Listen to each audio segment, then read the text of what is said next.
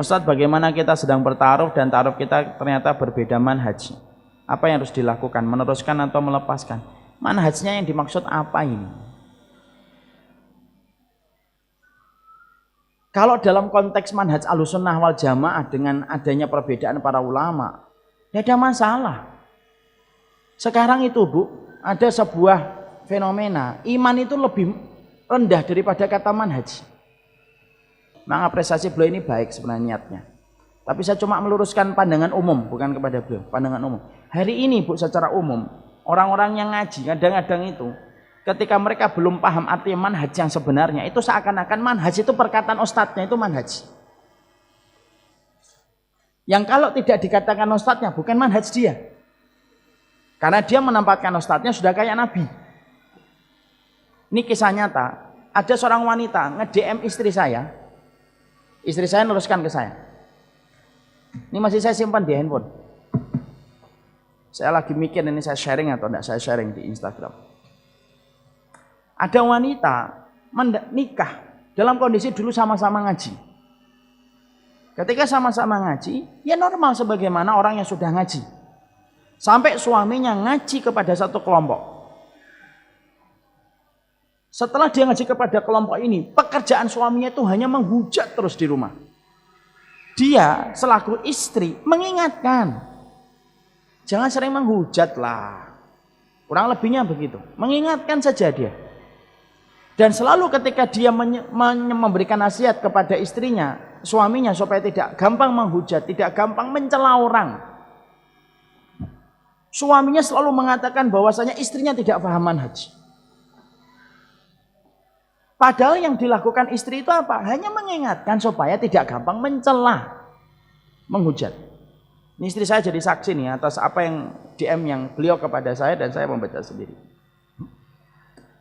Lalu kemudian akhirnya ketika saya memiliki sikap supaya saya itu mengajak dia tetap menghormati, oke lah kita tidak melakukannya, tapi kita harus menghormatinya. Setidaknya tunjukkan kita ini tidak gampang menghujat. Mungkin kurang lebihnya begitu. Suaminya akhirnya kemudian menceraikan istrinya. Dengan atas nama tidak lagi satu manhaj. Padahal istrinya, saya itu tidak pernah melakukan apa-apa. Bibu itu panggilan istri saya. Saya itu tidak pernah melakukan hal-hal yang kemudian selama ini yang menurut saya kurang. Saya pun tidak melakukannya. Saya hanya mengkondisikan suami saya supaya sikapnya jangan sampai berlebihan. Dicerai sama suaminya, punya anak satu, umurnya 1 tahun. Lalu sang laki-laki sekarang sudah nikah dengan wanita yang katanya satu manhaj dengan dia. Padahal saya tidak melakukan apa-apa. Saya tidak kemudian melakukan tindakan dosa besar. Saya tidak membuka aurat. Saya tidak kemudian menanuin keluarganya. Saya melaksanakan kewajiban. Kesibukan saya hanya ngajar anak saya. Itu pun anak dia. Apa yang salah dengan saya? Coba ibu, kalau dengarkan curhatan kayak gitu.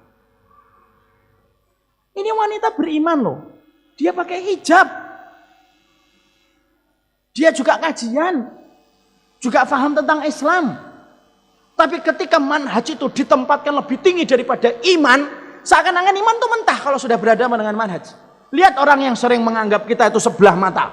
Dengan kata-kata, ini tidak sama manhajnya dengan kita. Seakan-akan tidak beriman sama Allah. Enak betul yang menganggap orang. Kita ini beriman sama Allah. Kita beriman sama Rasulullah. Sujudnya kita kepada Allah. Cintanya kita kepada Rasulullah. Kalaupun ada perbedaan saya dengan antum, itu bukan berarti kita berbeda dalam iman. Nggak bisa kayak gitu, kayak beragama. Orang beriman kok antum anggap seakan-akan tidak beriman. Coba kita bayangkan ibu, seorang wanita dicerai gara-gara dengan suaminya mengatakan kamu tidak satu manhaj dengan kami. Enak betul ente ngomong.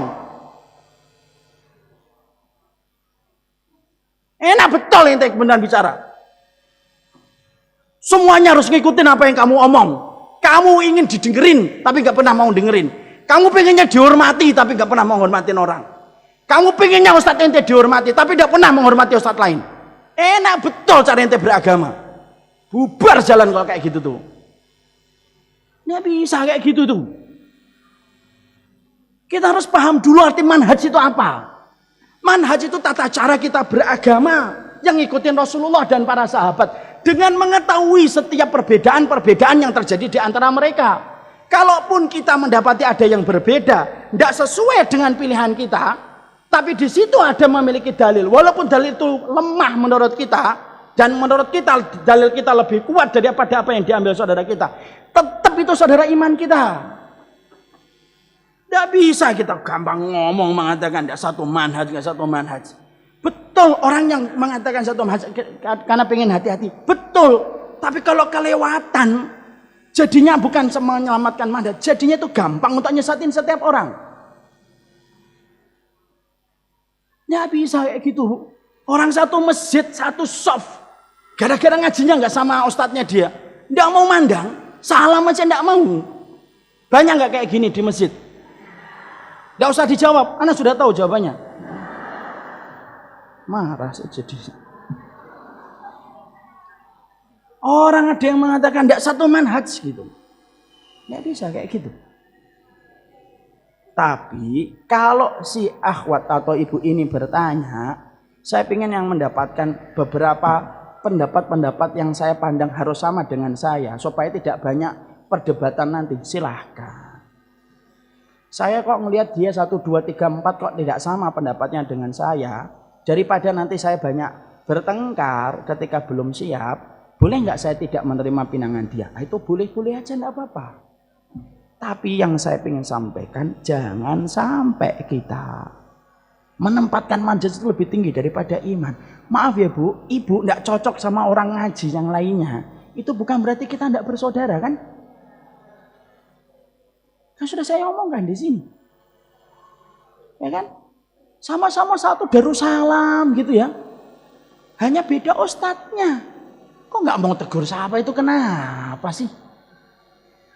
Kecuali ngajinya kita sudah di gereja.